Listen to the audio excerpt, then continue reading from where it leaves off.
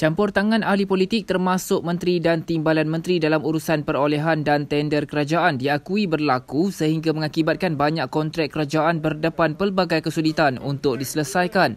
Berdedahkan perkara itu, Presiden Persatuan Alumni Pegawai Takbir dan Diplomatik Alumni PTD Tan Sri Abdul Halim Ali berkata, akibatnya dalam situasi tertentu, kerajaan terpaksa membayar jumlah lebih tinggi daripada kos sepatutnya. Malah katanya ada yang menekan dan mengugut Ketua Setiausaha KSU, Ketua Jabatan dan Ketua Pengarah atau pihak yang menguruskan tender. Bekas Ketua Setiausaha Negara KSN itu berdedahkan campur tangan orang politik terhadap perolehan kerajaan biasanya tertumpu kepada kontrak rundingan terus. Berkaitan dengan perolehan tender. Itu salah satu campur isu yang menjadi isu adalah campur tangan politik jugalah. Kerana dah jelas dalam peraturan pengurusan keuangan yang kita mesti patuhi. Semua perkara mesti berhati. Dan juga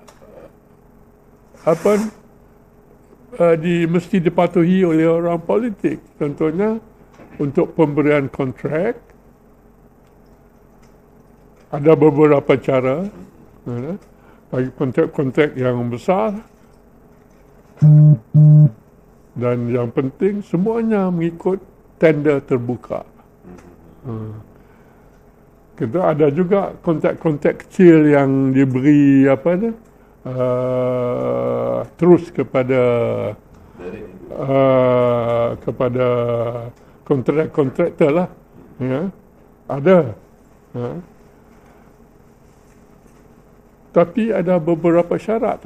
Syarat tak boleh ada campur tangan politik.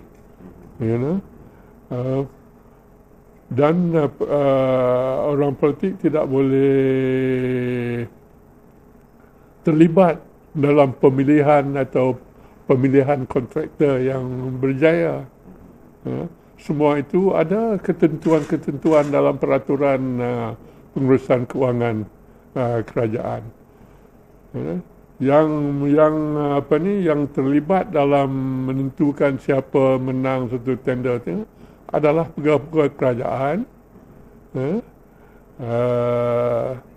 sama ada dari kementerian ataupun dari jabatan-jabatan teknikal, contohnya dari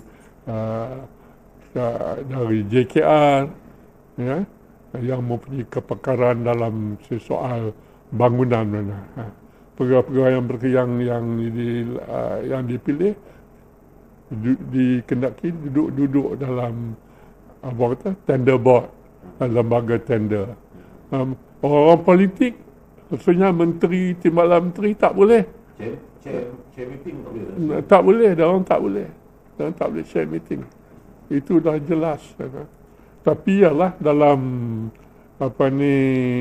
persaingan mendapatkan tender ni tentu sekali banyak lobby, orang melobi menteri, melobi macam-macam lah. Jadi kita tak mahu oleh kerana hasil dari lobby ini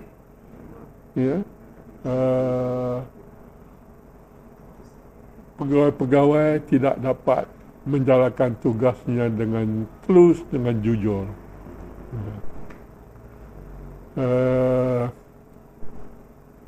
Ini adalah satu perkara sensitif dan seperti yang kita dapat lihat dari tulisan-tulisan dalam akhbar, dalam apa saja bentuk new media, semua orang menyatakan tidak bersetuju dengan campur tangan politik, tak bersetuju dengan direct nego. Contohnya because direct nego ni juga pengaruh politik, dan selain dari itu juga kerajaan tidak dapat sebut harga yang terbaik untuk dan menjimatkan wang kerajaan. Maknanya ada kelemahan kita Sri, kalau kita lihat apa yang Tasri sebut tadi. Maknanya walaupun sebaik-baiknya pegawai awam yang menguruskan segala urusan perolehan itu, tetapi masih ada wujud campur tangan di kalangan mungkin pejabat menteri ataupun menteri. Kenapa berlaku kelompangan itu Tasri? Kenapa berlaku? Ya, orang ramai, orang yang ingin mendapatkan tender itu, dia akan menggunakan apa saja cara untuk, salah satunya melalui pejabat menteri untuk dapat sokongan dan sebagainya. Itu biasa. Pejabat menteri dapat sokongan.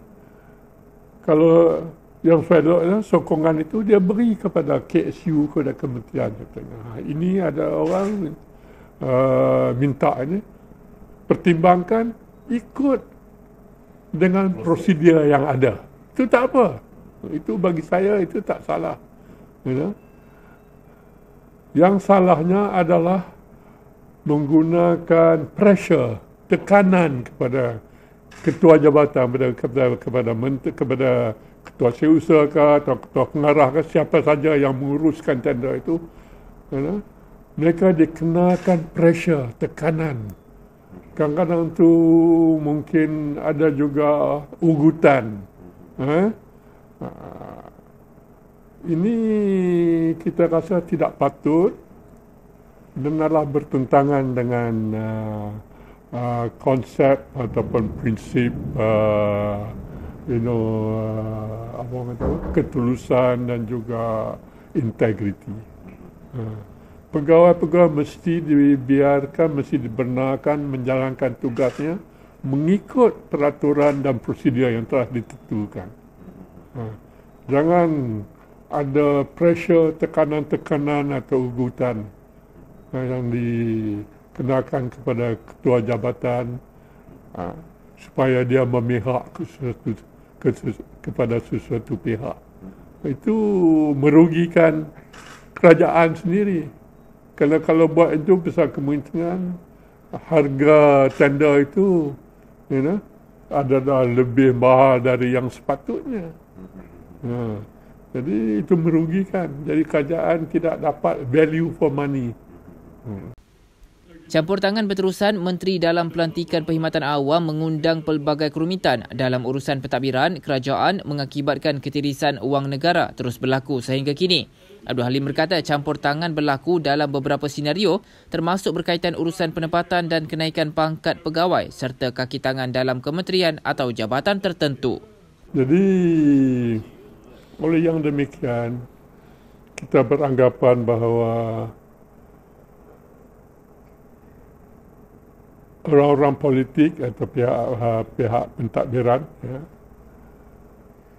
janganlah campur tangan dalam isu-isu berkaitan dengan pelantikan pegawai kerajaan, kenaikan pangkat, juga ke mana dia dihantar bekerja semuanya. Itu adalah tugas ketua perkhidmatan awam. Jadi kalau ada campur tangan, jadi masalah planning, kita bagi succession planning lah, untuk mengetuai pejabat-pejabat atau jabatan berkenaan, mungkin akan tergugatlah oleh kerana pihak perkhidmatan awam dalam membuat rancangan untuk melatih pegawai dan menempatkan di mana yang lebih sesuai. Tapi kalau ada campur tangan, katakanlah ada seorang ahli politik kata, "Oi, saya tak mahu pegawai itu, pegawai ini tak boleh di sana." Jadi planning yang dibuat bagi mengadakan satu sistem pelantikan, sistem penempatan pegawai itu akan terjejas. Dan selain itu pula akan timbul masalah pegawai-pegawai nanti terlibat dalam politik. Itu juga akan memudaratkan satu sistem pengurusan yang baiklah.